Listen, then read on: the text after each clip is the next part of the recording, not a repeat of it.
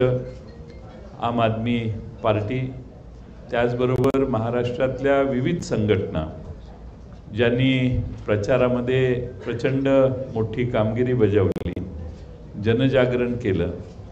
खास करून निर्भय बनो ही जी संघटना आहे, डॉक्टर विश्वंभर चौधरींची, निखिल वागळे असतील, आदी ॲडव्होकेट सरोदे असतील, किंवा महाराष्ट्रातल्या वेगवेगळ्या संघटना, सामाजिक संघटना ज्यांची नावं प्रचंड मोठी यादी आहे, त्या सर्वांनी मिळून महाराष्ट्रात जनजागरण करून आज महाराष्ट्रातला हा विजय प्राप्त झालेला आहे।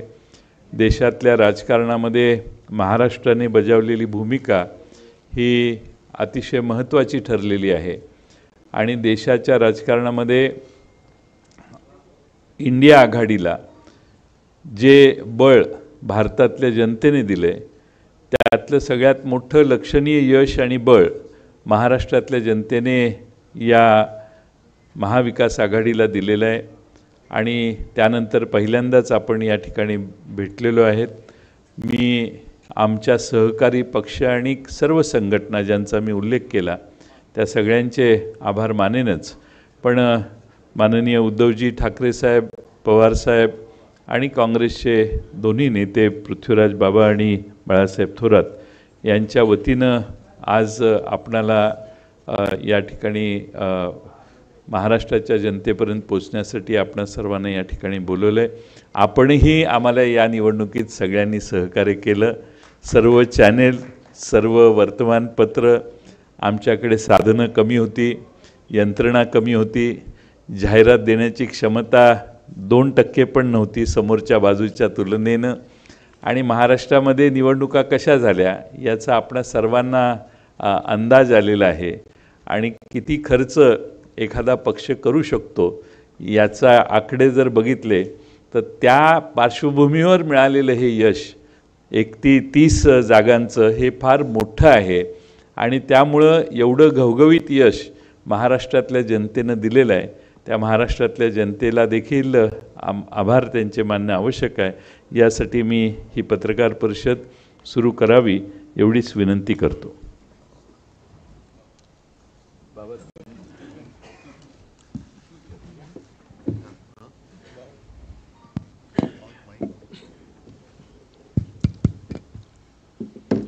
आदरणीय पवारसाहेब, उद्धवजी, जयंतराव, बाळासाहेब थोरात, संजयजी, आमचे सर्व नवनिर्वाचित खासदार आणि मीडियाचे सर्व प्रतिनिधी, आत्ताच राष्ट्रवादी काँग्रेसचे अध्यक्ष जयंतराव पाटील यांनी आपल्याला सांगितल्याप्रमाणे ही पत्रकार परिषद महाराष्ट्राच्या जनतेचे आभार मानण्याकरता आम्ही आयोजित केलेली आहे।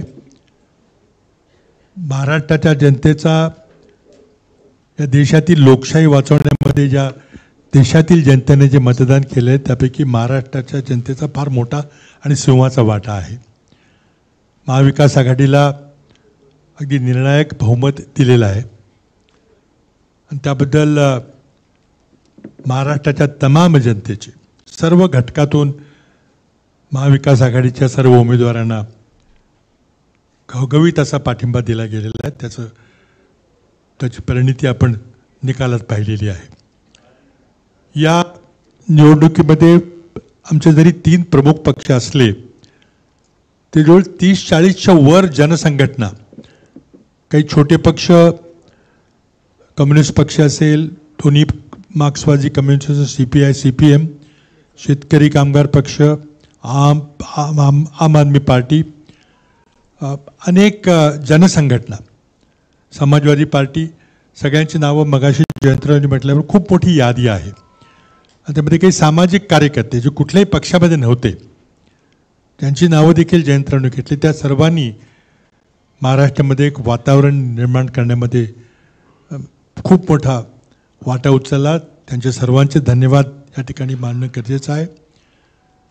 महाराष्ट्र जनतेनं आज या देशातली लोकशाही, या देशातलं जनतंत्र वाचवण्यामध्ये फार मोठी भूमिका निभावलेली आहे, सिंहाचा वाटा आहे आणि त्या जनतेचे आभार मानण्याकरता मी प्रामुख्याने इथं आलेलो आहोत.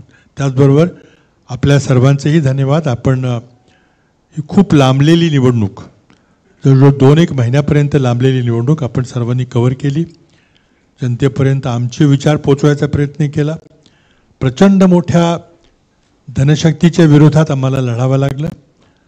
त्याचबरोबर प्रसारमाध्यमांच्यावर कशा प्रकारे दडपण होतं हे आपण चांगल्या प्रकारे जाणता.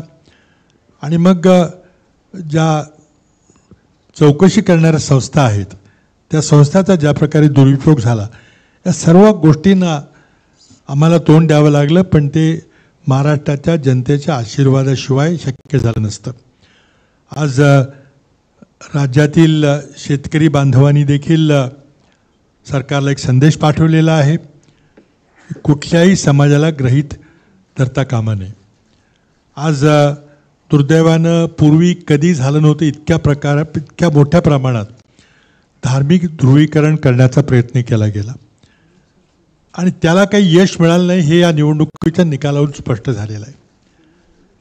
या महाराष्ट्राच्या भूमीमध्ये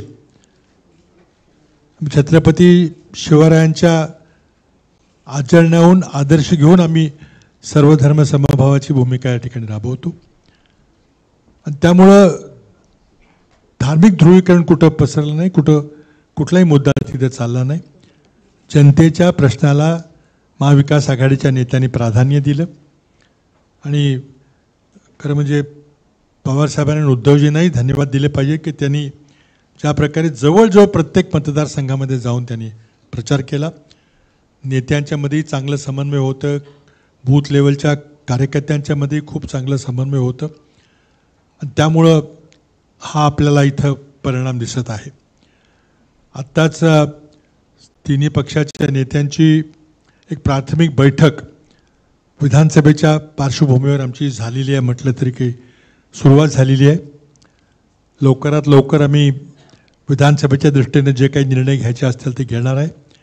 पण एक गोष्ट निश्चित आहे की ही विधानसभेची निवडणूक अशाच प्रकारचं आघाडी, जनसंघटना, महाविकास आघाडी सगळे ज्या प्रकारे मी लोकसभेची निवडणूक लढली त्याच प्रकारे त्याच ताकदीनं किंबहुना त्याच्यापेक्षाही अधिक ताकदीनं आम्ही विधानसभेची निवडणूक लढणार आहे. जनतेचे प्रश्न घेऊन लोकांच्या समोर पुन्हा येणार आहेत आणि मला खात्री आहे की ज्या प्रकारे लोकसभेला आपण सर्वांनी महाराष्ट्रातील जनतेने आम्हाला आशीर्वाद दिला त्याचप्रमाणे विधानसभेच्या निवडणुकीमध्ये त्याच्यापेक्षाही अधिक प्रमाणामध्ये आशीर्वाद आम्हाला मिळेल आणि महाराष्ट्रामध्ये सत्ता परिवर्तन निश्चितपणे होईल हे आश्वासन आम्ही आमच्या सर्वांच्या वतीनं आपल्याला देऊ इच्छितो. धन्यवाद. एकच लहानशी गोष्ट सांगायची राहून गेली ती म्हणजे ज्या काही अन्य पक्षाच्या नेत्यांच्या सभा झाल्या त्याच्यामध्ये देशाचे प्रधानमंत्री यांच्या 8 सभा झाल्या आणि एक रोड शो झाला.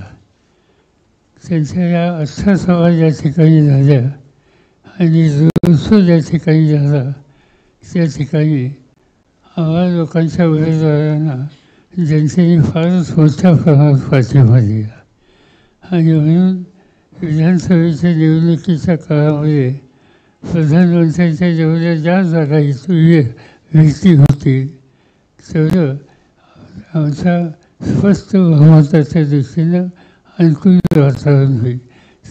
त्यामुळं त्यांनाही धन्यवाद देणं हे माझं कर्तव्य समजतं.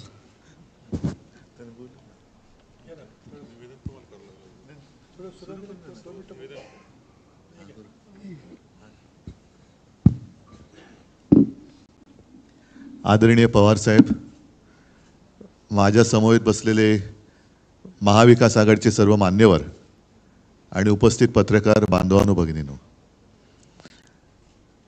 आजच्या आपल्या भेटीचा हेतू जयंतरावनी सांगितला आहे, पृथ्वीराजजींनी सांगितलेला आहे. महाराष्ट्राच्या जनतेने जो कौल दिला आणि एक संपूर्ण देशामध्ये असं वातावरण होतं की भाजपा विरुद्ध कोणी लढू शकत नाही, हे अजिंक्य आहेत.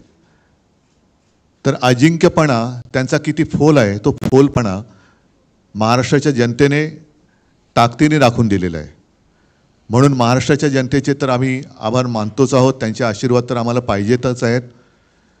इतर सर्वांनी म्हणजे ज्यांचा उल्लेख जयंतरावांनी केला, मग ती निर्भय बनो एक सामाजिक संघटना आहे, त्याच्यानंतर यूट्यूबच्या माध्यमातून निखिल वागळे आहेत, हेमंत देसाई आहेत, प्रशांत कदम आहेत, अशोकराव वानखेडे आहेत, रवीश कुमार, हे सगळेच एका धाडसाने जनतेचे प्रश्न हिमतीने ते मांडत आले आणि त्यांच्या मांडण्यामुळेच एक निपक्षपातीपणाने त्यांनी ती बाजू मांडली.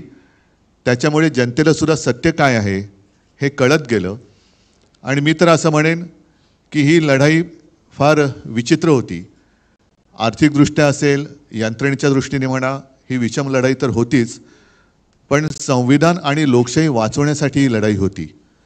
आणि मला अभिमान आहे की मी माझ्या भाषणाची सुरुवात देशभक्त बांधवांनो, भगिनींनो आणि मातांनो अशी करायचो.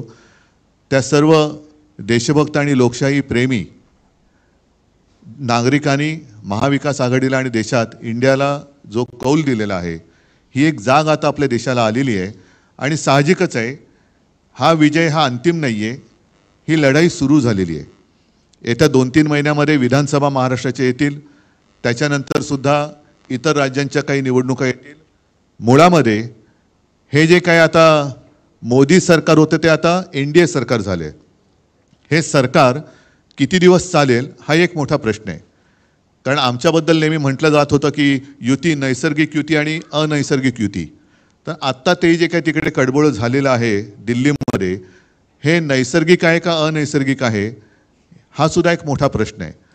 एकूणच देशातली जनता या निवडणुकीच्या निमित्ताने जागी झाली, हे फार मोठं यश या निवडणुकीच्या वेळेला आपल्याला मिळालं असं मी मानतो.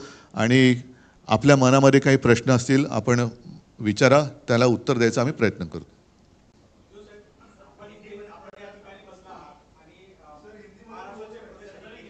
हिंदी में बाद में जयंतराव बात करेंगे.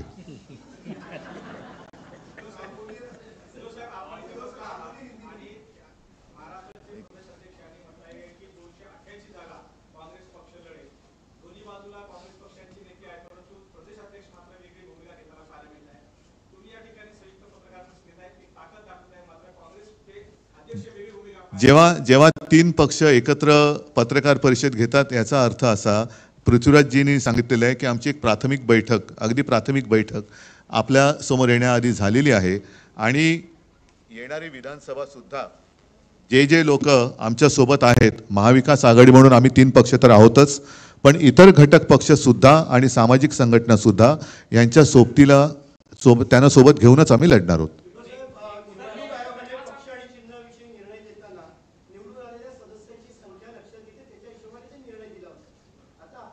त्या निर्णयाला आम्ही सुप्रीम कोर्टात आव्हान दिलेलं आहे आणि त्या निकालाची अपेक्षा आम्हाला आता महिन्याभरात आहे. नाही, आता खासदार तर आमचे झालेलेच आहेत, पण मुळामध्ये तो निर्णय कसा अयोग्य होता हा सुप्रीम कोर्टासमोर सुप्रीम कोर्टाने त्याच्याबद्दल सुद्धा नाराजी व्यक्त केलेली आहे. म्हणून मला असं वाटतं की येत्या, कारण आता सुट्टी संपले सुप्रीम कोर्टाची, पण येत्या काही दिवसात त्याची निकालाची आम्ही अपेक्षा करतो. पण जनतेच्या न्यायालयामध्ये काय झाले जगाने बघितलेलं आहे.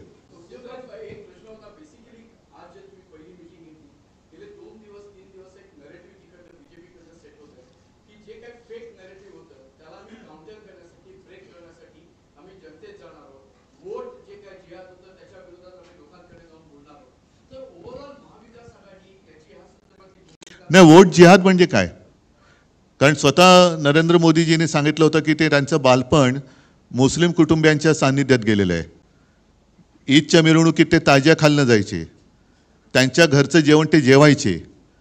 आता मग त्या खाल्ल्या मिठाला ते जागलेत की नाही जागलेत? त्याच्यामुळे वोट जिहाद हा शब्द मला काय कळलेला नाही. मोदींनी पहिले सांगावं, जर ते लहानपणी त्यांच्या शेजारच्या मुस्लिम कुटुंबियांकडचं जेवण जेवत असतील तर त्या मिठाला ते जागलेत आणि जागणार आहेत की नाही जागणार आहेत?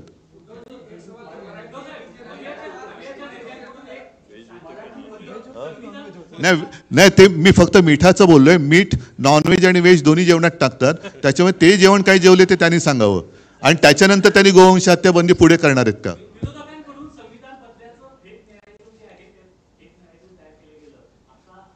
काय मला परत प्लीज.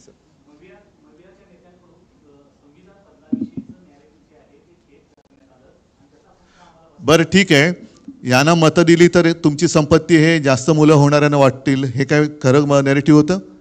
मंगळसूत्र उचलून नेतील, तुमच्या घरातले नळ कापून नेतील, तुमचं वीज, हे काय खरं नॅरेटिव्ह होतं? तुमची म्हैस चोरून नेतील, हे काय खरेपणा होता? नकली संतान, नकली सेना, हे काय खरं नॅरेटिव्ह होतं? आणि मी प्रत्येकाला नोकरी देईन, प्रत्येकाला घर देईन, हे काय खरं नॅरेटिव्ह होतं? उद्योगधंदे वाढवीन, हे काय खरं नॅरेटिव्ह होतं?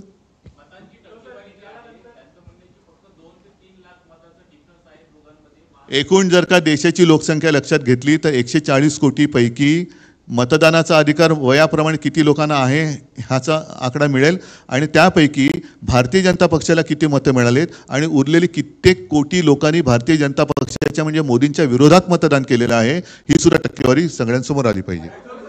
मला वाटतं बाकीच्यांना जरा विचार.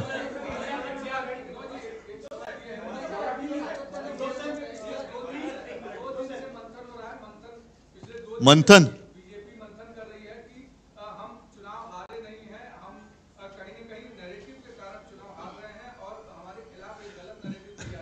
मतलब क्या?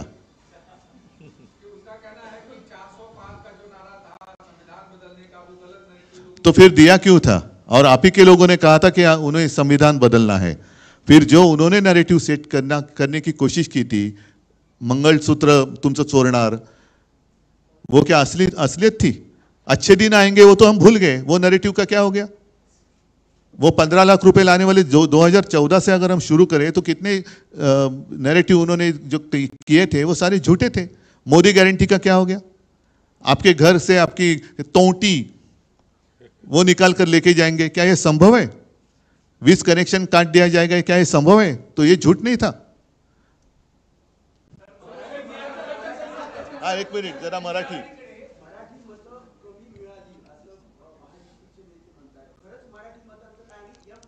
मराठी मतं का कमी मिळतील? काय असं काय कारण आहे?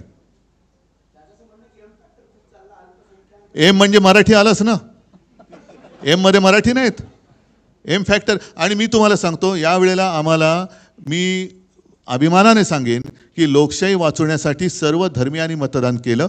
त्याच्यात माझे मराठी तर आहेतच, हिंदूसुद्धा आहेतच, मुस्लिमसुद्धा आहेतच, ख्रिश्चन आहेतच, शीख आहेत, इतर सर्व. आणि तुम्हाला काय वाटतं, रक्त सांडून मिळवलेली मुंबई मराठी माणसांनी त्यांच्या डोळ्यात देखत जर लुटली जात असेल तर अशा वेळेला मराठी माणूस लुटणाऱ्याला मत देईल. महाराष्ट्र आणि मुंबईतला मराठी माणूस मुंबई आणि महाराष्ट्र लुटणाऱ्याला कदापि झोपेत सुद्धा मत नाही देणार. त्याच्यामुळे अजूनही भारतीय जनता पक्षाला वास्तवाची जाणीव आली नसेल तर मग त्याला निवडणुकीच्या निकालाच्या विस्तवाला सामोरं जावं लागेल.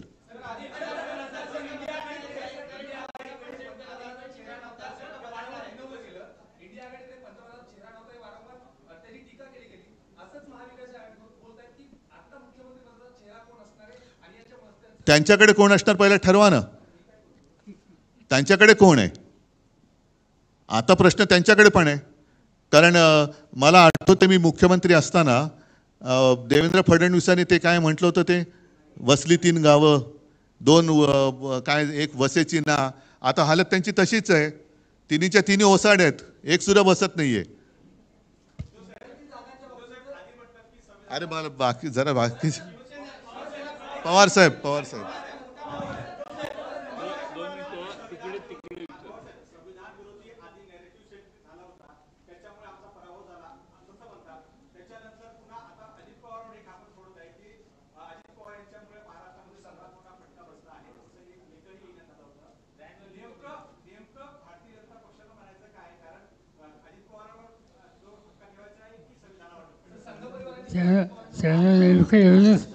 त्यांना नेमकं एवढंच सांगायचं आहे की महाराष्ट्राच्या जनतेने आमचा पराभव केला. त्या संबंधीची कारणं अनेक आहेत, पण ते आम्ही आता बोलू इच्छित नाही.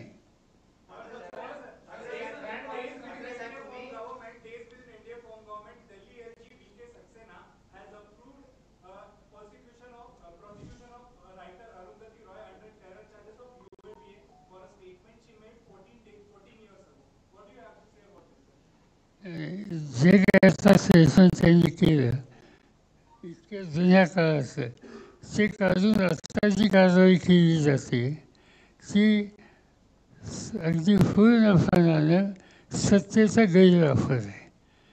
आणखी एक गोष्ट अशीच या ठिकाणी झाली की काही लोकांच्या बाबतीत तुम्ही आणि काही लोकांच्या यापूर्वी केसेस केलेल्या होत्या त्याच्या काही लोकांना कोर्टाने जामीन दिला, पण त्याच्यामध्ये अनेक लोक कारण नसताना आरोपाशिवाय आधीच तुरुंगामध्ये आहेत.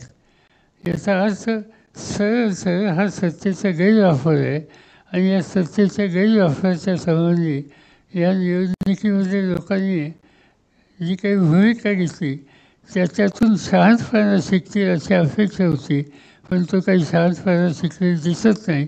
आणि त्यामुळं आणखी 3-4 महिन्यांनी लोकांच्या समोर जायची संधी ज्यावेळी मिळेल त्यावेळी लोक त्याचा पूर्णपणानं विचार करून ठोस निर्णय घेतील.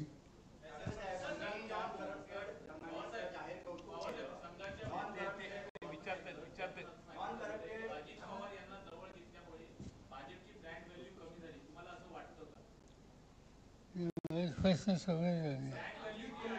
अजित पवारने घेतल्यामुळे भाजपची ब्रँड व्हॅल्यू कमी झाली.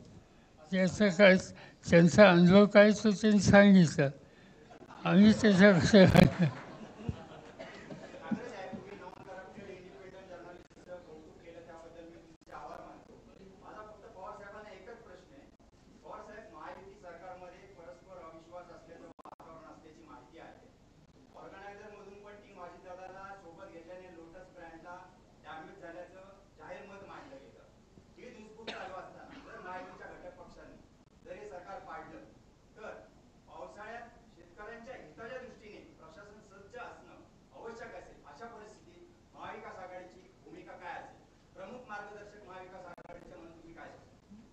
साधी ही गोष्ट आहे की आम्हा लोकांच्या हातामध्ये आज तर काही महाराष्ट्राची सत्ता नाही आहे. आज सत्ता कुणाच्या हातात तरी काही सांगायची गरज नाही. आणि तुम्ही म्हणता तशी परिस्थिती आज तातडीने येईल असं दिसत नाही. आणि तर आम्हाला आनंद आहे.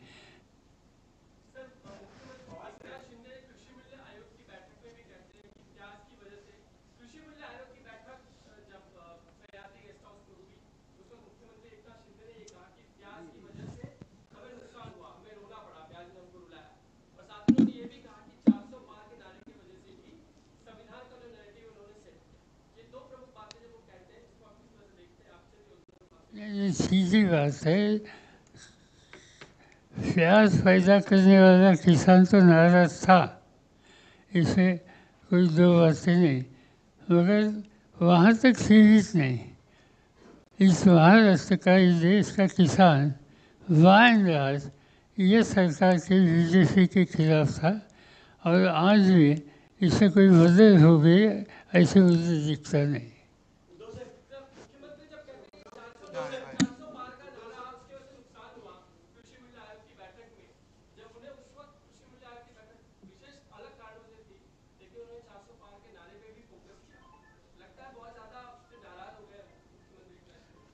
छोड़ो, हर एक का अनुभव अपने पास होता है. तो प्याज के कारण भाजप को तो रोना पड़ा ही, लेकिन साथी जो है उनके वजह से भी वो रो रहे हैं.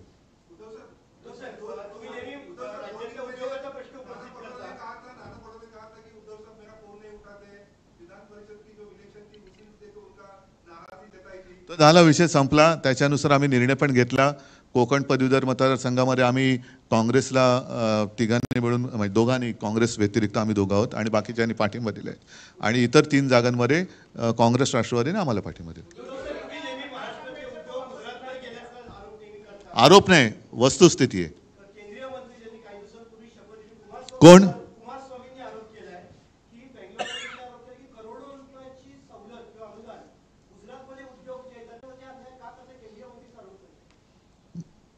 मग मी काय उत्तर देऊ?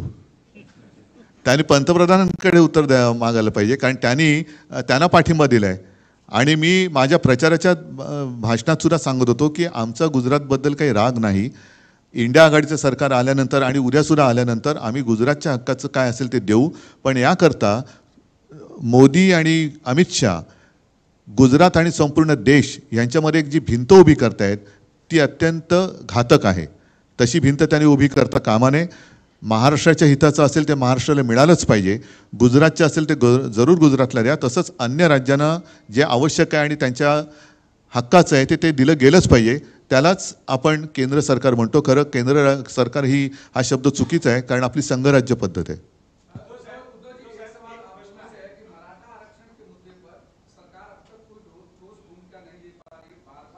हम सरकार में नहीं है, जिनके हाथ में सरकार है उनको पूछो.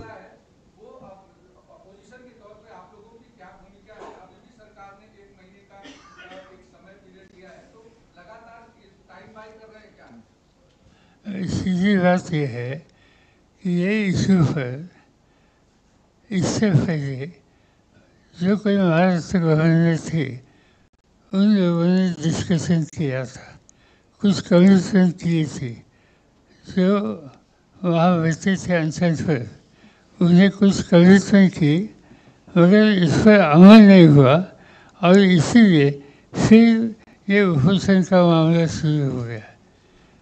जो कुछ बातें सरकार ने एक्सेप्ट की थी, कमिटमेंट की थी, इस पर जल्दी से जल्दी अमल करना ये फर्ज आज ये गवर्नमेंट का है. ये स्थिति हाथ के बाहर जाने की नौबत न आना, इसकी आज आवश्यकता है सामाजिक दृष्टि.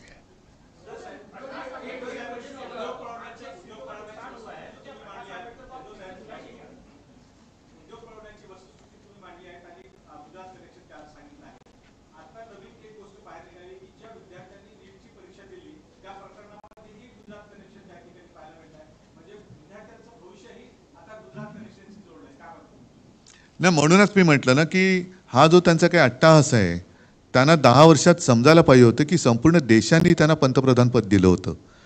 आता कसं बसं त्यांचं पंतप्रधानपद वाचले, ते किती दिवस हे सरकार राहील हे काय सांगता येत नाही. आणि गुजरातमध्ये जर का हे अशी सगळी चालूगिरी करायला लागले तर त्यांचं मूळ राज्य आहे तिथेच त्यांच्या आसनाला सुरुंग लागेल. आणि एकूणच जे काय मगाशी तुम्ही नरेटिव्ह म्हणतात, नरेटिव्ह एका बाजूला, पण ह्यांच्यामध्ये खरेपणा नाही आहे. हा सगळा फोलपणा आता देशाच्या जनतेच्या लक्षात आलेला आहे. यावेळेला मी परत सांगेन की मला अभिमान आहे की देशातली जनता जागी झाली आणि आणखीनसुद्धा एक थोडाफार विश्वास काही लोकांचा मोदींवरती होता, भाजपवरती होता, तो या निकालामुळे आता साफ उडालेला आहे. येत्या निवडणुकीत आणखीन चित्र खूप बदललेलं आणि देशाच्या दृष्टीने सुधारलेलं दिसेल.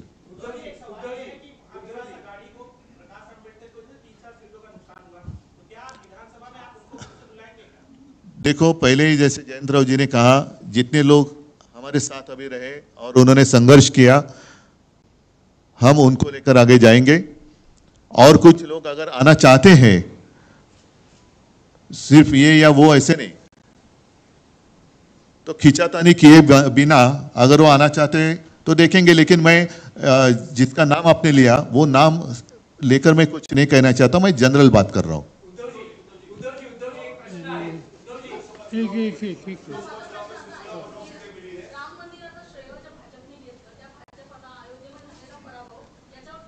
एकच तुमच्या लक्षात असेल, मी 22 जानेवारीला काळाराम मंदिरात गेलो होतो आणि 23 जानेवारीला ज्या दिवशी शिवसेना प्रमुखांचा जन्मदिवस असतो तेव्हा नाशिकच्या सभेत मी म्हटलं होतं की आम्हाला भाजपा मुक्त राम पाहिजे.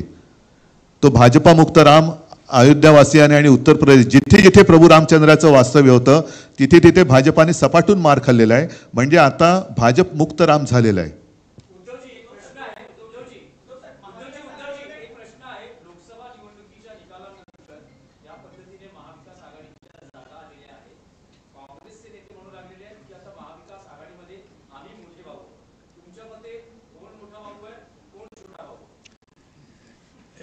या निवडणुकीमध्ये मोठा भाऊ छोटा भाऊ वगैरे काही चालणार नाही. प्रत्येक मतदारसंघामध्ये आम्ही बसून सर्वात चांगला उमेदवार कुठल्या पक्षाकडे आहे आणि मागच्या निवडणुकीचे संदर्भ घेऊन जागा वाटपाचा निर्णय घेऊ. आमचा प्रयत्न आहे की लवकरात लवकर तो निर्णय होईल. आज प्राथमिक बैठक आमची झालेली आहे. त्यामुळे बाकी तुम्ही याच्यात काही जाऊ नका. मला वाटतं पृथ्वीराजजींनी उत्तर दिले ना, वेगळं काय याच्यातच आमची एक वाक्यता दिसते.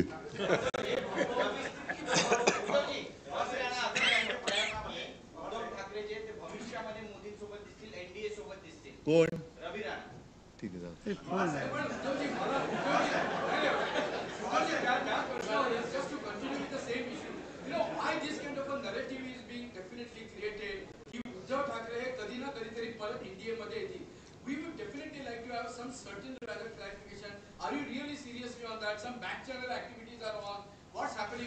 बरं ठीक आहे. मला समजा जायचंय, यांच्यामध्ये बसून आता हो सांगू.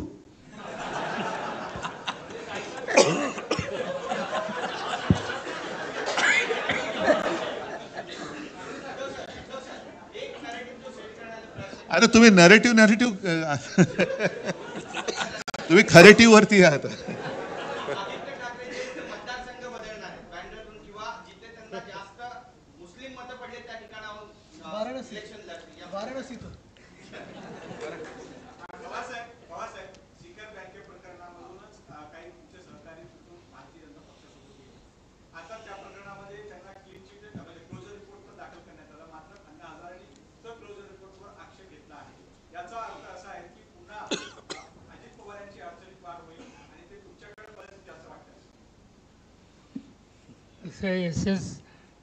ही वर्ष कोर्टाच्या ताब्यात आहे, सबज्युडिस आहे आणि सबज्युडिस माणसाच्या संबंधी ते भाष्य करणे हे काही शांतपणाचे लक्षण आहे.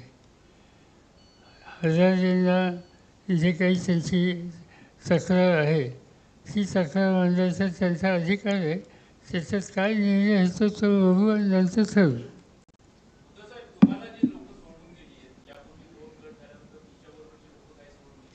अजिबात परत घेणार नाही.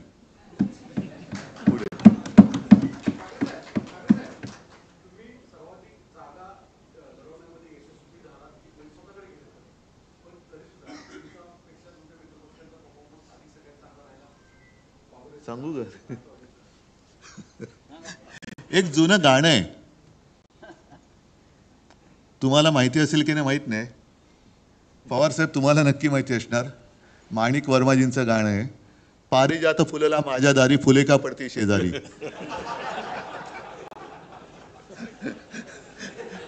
पण तरी देखील आम्ही पारिजातकाला खत पाणी घालायचं काही सोडणार नाही.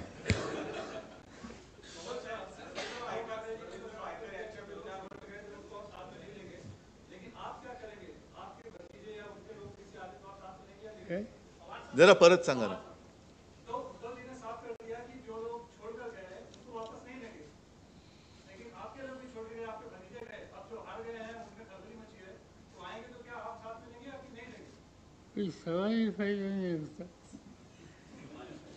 बघा याच्यामध्ये एक सॉरी पवार साहब एकच मिनट नहीं एक ही मिनट. ये जो बातें हैं ना, मैंने तो बात साफ कर दी, लेकिन आपको याद है कुछ महीने पहले अमित शाह जी गए थे बिहार में और उन्होंने कहा था नीतीश कुमार के लिए भाजपा के दरवाजे हमेशा के लिए बंद है, चंद्रा बाबू जी के लिए भी बंद है.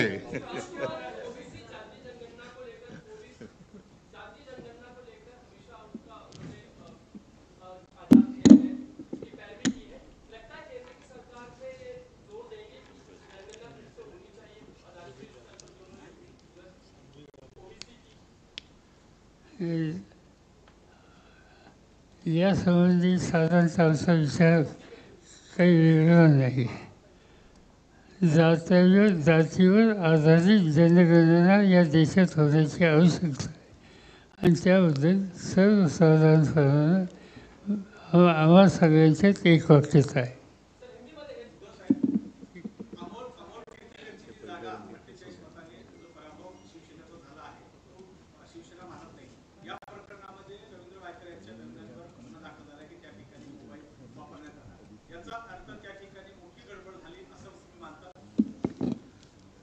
मानत नसतो तर कोर्टात का जाऊ. आम्ही कोर्टात जातो आणि खात्री आहे आम्हाला की तिथे जे काय घडवण्यात आलेलं आहे, घडलेलं नाही मिळण्यात, घडवण्यात आलेलं आहे, हा बोगसपणा कोर्टामध्ये सिद्ध होईल. मी बघू ना. मी आता सगळी माहिती घेतले असं समजू नका, कारण मी वकिलांशी वगैरे सगळ्या तिथल्या लोकांची चर्चा सुरू आहे. रोज मला जेवढी पाहिजे तेवढी आवश्यक माहिती मी घेत असतो, पण आम्ही कोर्टामध्ये जातो आहोत आणि मला खात्री आहे की यातला गडबड घोटाळा हा आम्ही बाहेर काढू. त्याच पद्धतीने देशात सुद्धा काही ठिकाणी अशाच पद्धतीने निवडणूक निकाल लावून घेण्यात आले असं कानावर आलंय. तिथली सुद्धा लोक कोर्टात जात आहेत.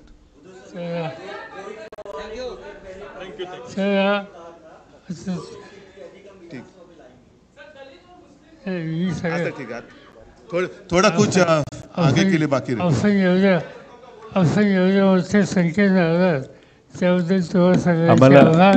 मी आपल्या सुरुवातीला जे करायचं होतं ते शेवटी करतो.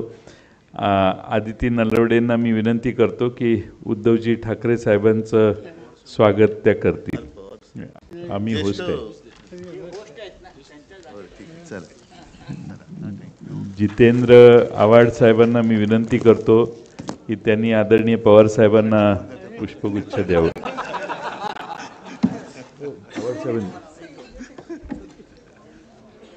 विद्याताई चव्हाण यांना मी विनंती करतो की पृथ्वीराज चव्हाण साहेबांना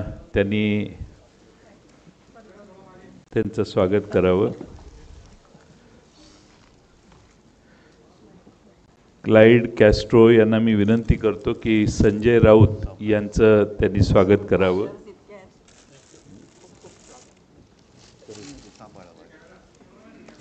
आदिती नलवडेंना मी विनंती करतो की माननीय बाळासाहेब थोरात साहेबांचं त्यांनी स्वागत करावं आणि आदित्य ठाकरे साहेबांचं त्यांनी स्वागत करावं. आणि नवनिर्वाचित खासदार देसाई साहेब यांचं आव्हाड साहेबांना मी विनंती करतो की त्यांनी स्वागत करावं. आणि अरविंद सावंत साहेबांचंही स्वागत मी करतो, माझ्याकडे ते राहतात.